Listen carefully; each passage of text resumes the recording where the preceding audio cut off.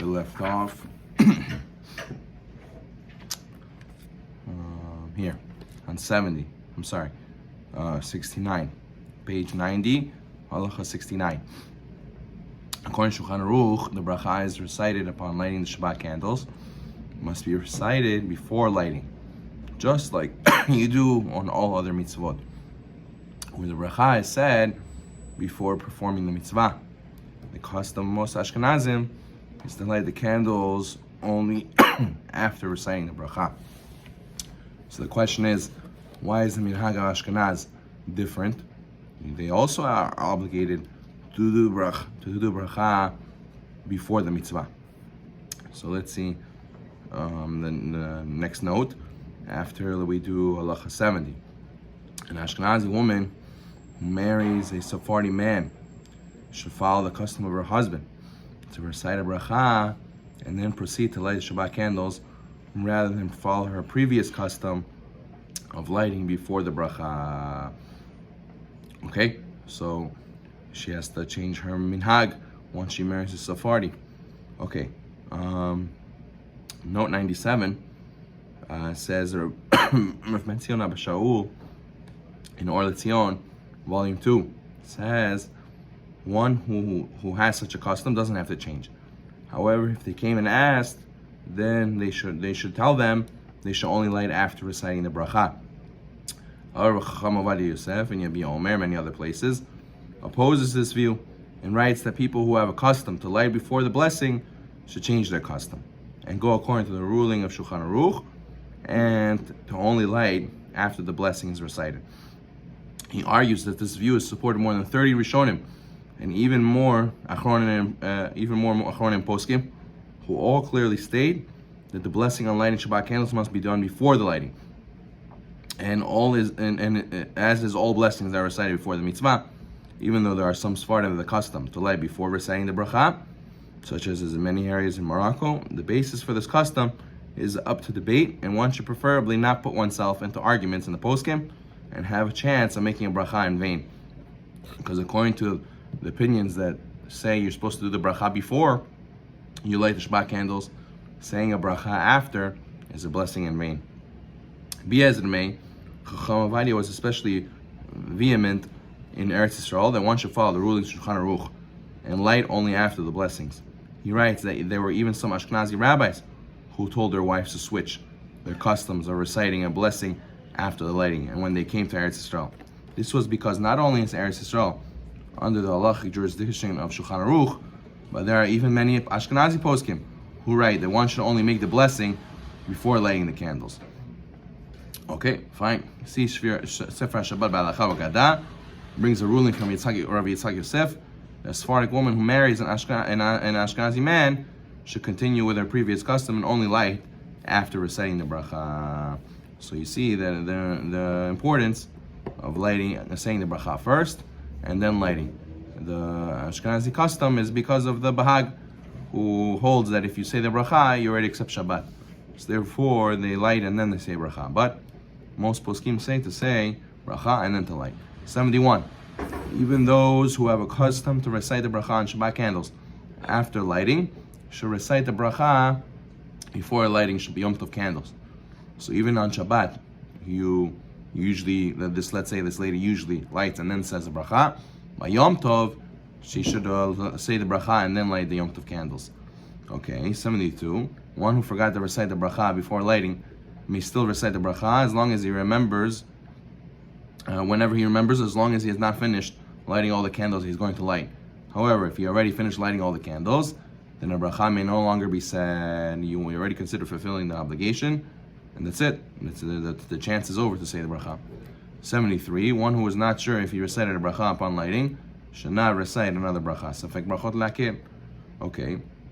In matters of doubt or brachot, we go leniently. 74. If one spoke about matters unrelated to candle lighting between reciting the bracha and lighting the first candle, another bracha must be recited. However, if one spoke about a matter that is related to candle lighting, such as if one needs to ask for a match or a lighter, so another bracha is not recited. Only if you interrupted an unrelated subject after lighting the first candle, then if you only interrupted after lighting the first candle, the the bracha should not be repeated again in order to relight the remaining candles. So if you spoke before lighting the first candle, unrelated matter, you gotta say a bracha again. If you spoke after saying the bracha before lighting the first candle, but you asked for a match or you asked for a lighter, you don't have to repeat the bracha. And if you spoke after you lit the first candle already, you also don't have to repeat the bracha. 75. According to Ashkenazi custom, once a woman lights Shabbat candles, she automatically accepts Shabbat. The custom of Sephardim, however, is the woman does not have to accept Shabbat upon lighting Shabbat candles. Nevertheless, it's proper at least once a year, she should stipulate before reciting the bracha on the candles that she's not accepting Shabbat. Upon lighting, and may continue to perform Halacha even after she lit. It's good to say that once a year. 76. A woman who's fulfilling mitzvah of Lekat Nerot first time, such as if she just got married, should not recite the bracha of Shechianu upon lighting the candles the first time. However, if she wants to say this bracha also, then she should wear a new dress, and have in mind the dress when she says the Shechianu right after. So she should wear a new dress and recite Shechianu on it immediately before reciting the bracha upon lighting the Shabbat candles. 77. A woman who has a custom to accept Shabbat immediately after lighting the Shabbat candles should preferably pray mincha before lighting, but technically a lady who didn't accept Shabbat, she could still pray mincha after candle lighting. Let's say she lit within half hour of sunset, she could light, not accept Shabbat, and still pray mincha. Okay, 105. Chazon Ovadia also points out a woman who needs to go to the mikveh on Friday night and has a custom to accept Shabbat immediately after candle lighting should have either her husband light on her behalf or make a stipulation that she does not want to accept Shabbat with candle lighting. Hatarat Nedarim would not be required since she intends to continue with her practice after these exceptional circumstances. Okay, 78.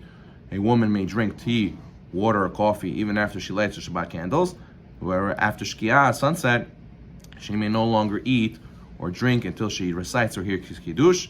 If she's very thirsty, she may even be lenient to drink during Ben HaShashot, but definitely after Tzedek Kochavim, you cannot have anything until you hear Kiddush. Okay, what types of candles and wicks should we use for Shabbat candles? 79. Paraffin candles, wax candles, or clear burning oil lamps may all be used for Hadlakat Nerot.